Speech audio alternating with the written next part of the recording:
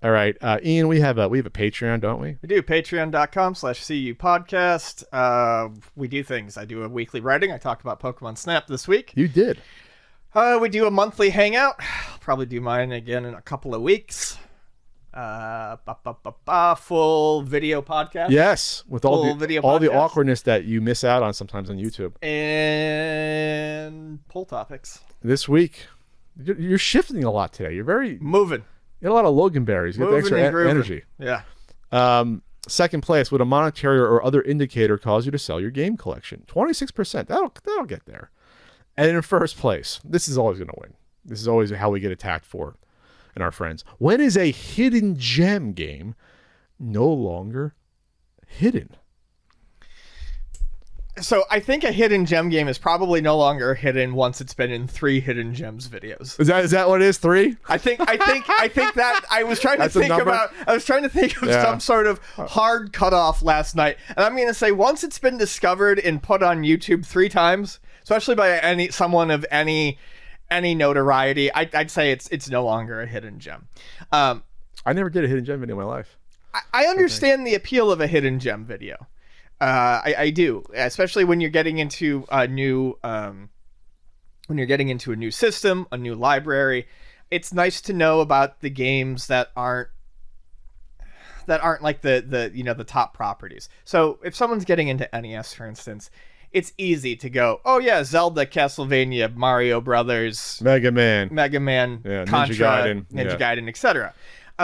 And if you don't want to do all the digging yourself, it's nice to know where there are some... And hidden gems do tend to be cheaper. Got a guidebook. Yeah. They tend to be cheaper because at that point, they are truly hidden. I would also say price indicator is a good indicator of when a hidden gem goes from hidden gem to just a gem. Yeah. Once the price shoots through the roof, it's no longer hidden. Yeah, NES, it was almost like a Munich because you always had crazy NES collectors going for all of them. So uncommon and hard to find NES games are always worth more.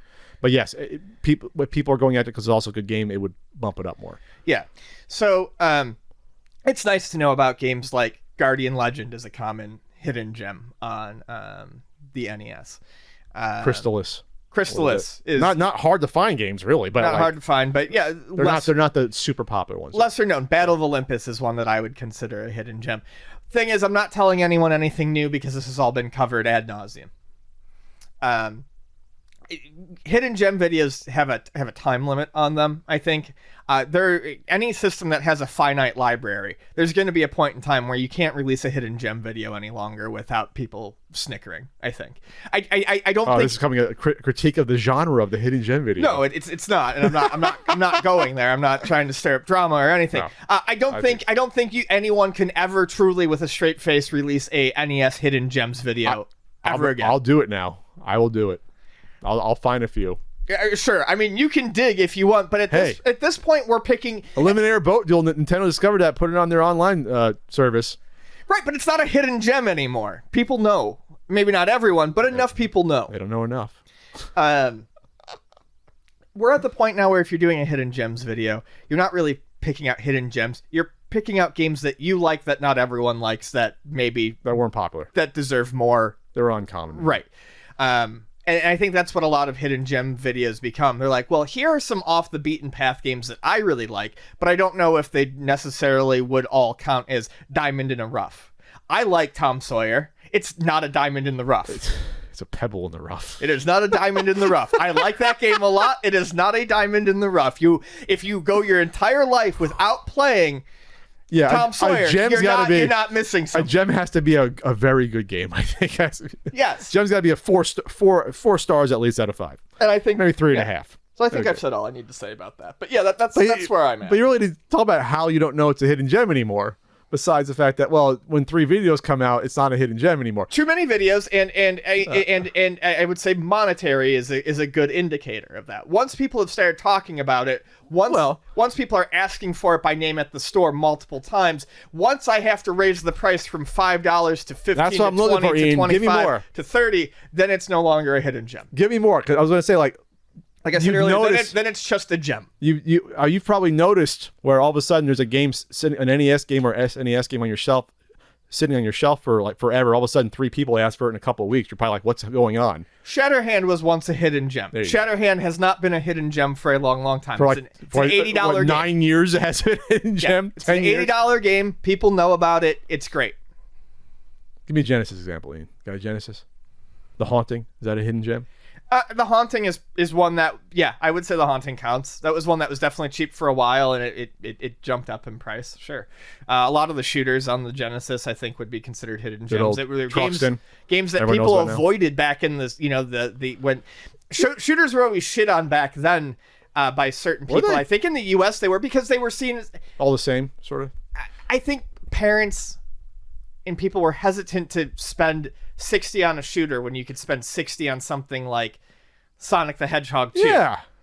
I never had a shooter on the NES or now the I Super love Nintendo. shooters, and I get that much money of enjoyment out of them. But when you're a kid, these very hard games that cause you to replay the first level over and over again, and you might play the game in total for 5-10 minutes while you're getting good at it, they don't seem like as good of a financial investment as something like Sonic 2 that has multiple levels and worlds. Well, there's also no mascot characters for you to glom onto as a kid. So one thing about it was, why wasn't I interested in blazing lasers on the TurboGrafx? I would have had fun.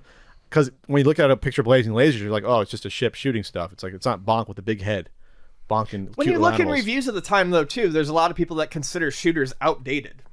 Oh, they were? Even in the 90s? Yeah, in the 90s. I mean, I remember... They're like, oh, this is like Galaga. And this is a PlayStation example, but I remember getting, like, the R-Type collection, R-Types for the PlayStation, and I remember the reviews being like, "It's fun, but do people really want to play these old?" They're doing what I refuse to see in my books. Do not criticize the genre. The genre exists for a certain person that likes it. You can't criticize the genre.